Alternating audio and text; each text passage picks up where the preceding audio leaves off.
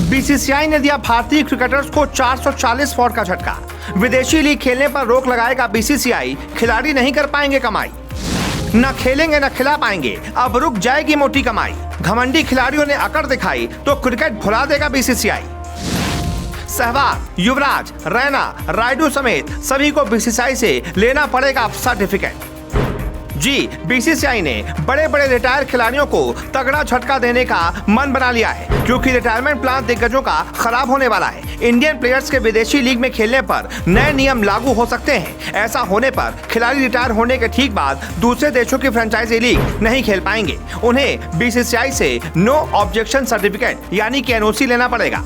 NOC का मतलब भी आपको समझा देते हैं। जैसे आईपीएल में जब विदेशी खिलाड़ी आते हैं तब वो अपने बोर्ड से परमिशन लेकर आया करते हैं, यानी कि एनओसी के साथ। जिन खिलाड़ियों को ये सर्टिफिकेट नहीं मिलता वो विदेशी लीग नहीं खेल पाते। अगर रिटायर खिलाड़ियों को लीग खेलनी होगी तो हो सकता है कि बीसीसीआई उन्हें रिटायरमेंट के बाद कुछ महीनों या कुछ साल का कूलिंग ऑफ पीरियड भी सर्व करने को कह सकता है। 7 जुलाई को बीसीसीआई की एपेक्स काउंसिल की मीटिंग होगी। मीटिंग में रिटायर खिलाड़ियों के नियमों का मुद्दा होगा। इस वीडियो में आपको बताते हैं कि कैसे दिग्गज खिलाड़ियों को इस नियम से नुकसान हो सकता है। जेब में आने वाली मोटी कमाई कुछ वक्त के लिए दूर हो जाएगी। मोटे शब्दों में समझने की आप कोशिश करें। जब से आईपीएल आया है यानी कि 2008 से, तब से अब तक विदेशी खिलाड़ियों की फौज ने इस लीग में हिस्सा लिया, लेकिन भारत का एक भी खिलाड़ी विदेशों की लीग में नहीं जा पाया। लेकिन जैसे ही खिलाड़ी रिटायर होने लगे, बिना एनओसी के दूसरी लीग खेलने लगे। आपको ये भी बता दें कि जब एक बोर्ड का खिलाड़ी दूसरी लीग में जाता है तो कमाई का लगभग 10% बोर्ड को देना पड़ता है। ये एक्टिव प्लेयर पर लागू होता है, लेकिन रिटायर खिलाड़ियों पर नहीं होता है। लेकिन अगर कूलिंग पीरियड सर्व करना पड़े तो कमाई का कुछ हिस्सा बोर्ड को जाएगा। लेकिन यह सवाल भी मन में चल रहा होगा कि बीसीसीआई आखिर क्यों नए नियम लागू करना चाहती है। तो इसके पीछे का खेल बड़ा है, क्योंकि इसके पहलू कई सारे हैं। इंटरनेशनल और घरेलू क्रिकेट से रिटायर हो चुके भारतीय खिलाड़ी पिछले दिनों यूएई की इंटरनेशनल लीग T20 में खेलते नजर आए थे। विदेशी लीग में खेलने वाले खिलाड़ियों के लिए अब तक कोई पॉलिसी नहीं है। बीसीसीआई नई पॉलिसी इसीलिए लाना चाहती है। रिटायरमेंट के संबंध में क्या बदलाव हो सकते हैं? बीसीसीआई अगर खिलाड़ियों के लिए कूलिंग ऑफ पीरियड का नियम ला सकता है, जिसके तहत खिलाड़ी रिटायर होने के कुछ महीनों या कुछ साल बाद ही विदेशी लीग खेल पाएंगे। रिटायर हो चुके खिलाड़ियों को इन लीग्स में खेलने के लिए बीसीसीआई से परमिशन लेनी पड़ेगी।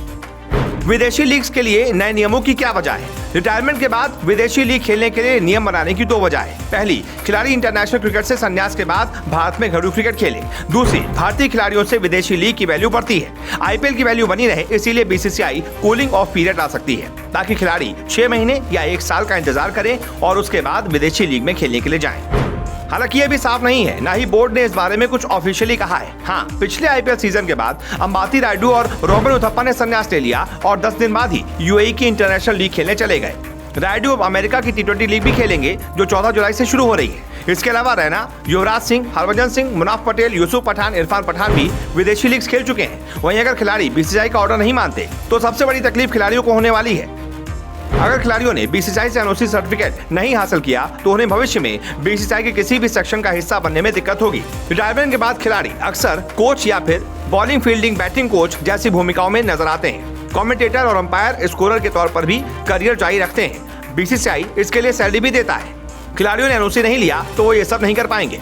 खैर, बीसीसीआई अपना पक्ष साफ कर चुका है कि देश की क्रिकेट को बढ़ाना है, जिससे आईपीएल पर कोई फर्क न पड़े, क्योंकि दुनिया गवाह है कि आईपीएल क्रिकेट की सबसे बड़ी लीग है। और इंडियन स्टारडम विदेशी लीग में गया तो अपने आप आईपीएल का रोमांच कम हो जाएगा और बोर्ड की तिजोरी पर इसका असर पड़ेगा। अब बीसीसीआई की बैठक में फैसला क्या होता है, देखना दिलचस्प होगा।